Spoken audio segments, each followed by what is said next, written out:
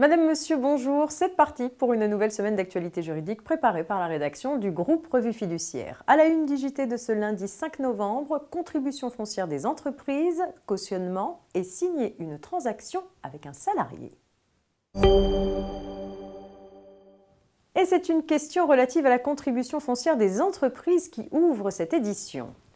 Pour rappel, les activités agricoles sont exonérées de contribution foncière des entreprises, appelée aussi CFE.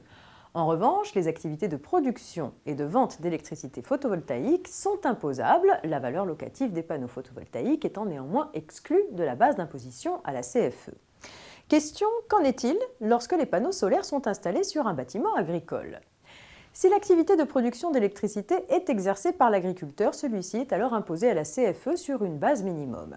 Si les panneaux solaires sont exploités par une autre personne que l'agriculteur, ce dernier reste exonéré au titre de son activité agricole et le producteur d'électricité est imposé à la CFE sur une base minimum s'il ne dispose d'aucun autre bien passible d'une taxe foncière. On s'intéresse maintenant à une nouvelle affaire de cautionnement. Un associé unique se porte caution de 4 prêts consentis par une banque à sa société. Suite à la défaillance de cette dernière, la banque assigne la caution en remboursement du dernier prêt. Dans l'espoir d'en être déchargée, la caution invoque le caractère manifestement disproportionné de son engagement.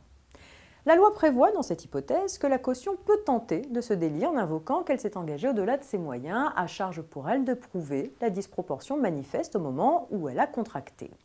Mais même lorsque cette preuve est faite, la banque a une échappatoire si le patrimoine de la caution lui permet de faire face à son obligation lorsqu'on lui demande de payer. Dans cette affaire, la banque ne conteste pas le caractère disproportionné de l'engagement de la caution qui avait déjà souscrit 3 autres cautionnements au profit de l'établissement. En revanche, elle fait valoir que la caution est en mesure d'honorer son engagement au regard de l'état actuel de son patrimoine. La banque obtient gain de cause devant la Cour de cassation. Le juge ne peut pas libérer la caution de son engagement sans s'assurer qu'elle n'est pas en mesure de payer. L'employeur et le salarié peuvent conclure une transaction pour mettre fin à un différend concernant les conséquences de la rupture du contrat de travail. Cela permet à l'employeur et au salarié de transiger afin d'éviter d'aller devant les juges. Pour que la transaction soit valable, elle doit être conclue une fois la rupture du contrat de travail intervenue est définitive.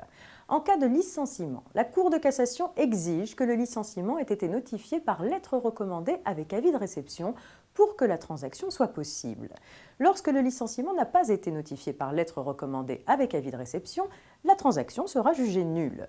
La notification d'un licenciement par lettre simple empêche donc toute transaction ultérieure, comme la Cour de cassation le confirme une nouvelle fois dans sa décision du 10 octobre 2018. Il est donc vivement conseillé d'envoyer systématiquement un courrier en recommandé avec accusé de réception pour notifier un licenciement. C'est la fin de ce JT. Très bon début de semaine à tous et rendez-vous demain mardi.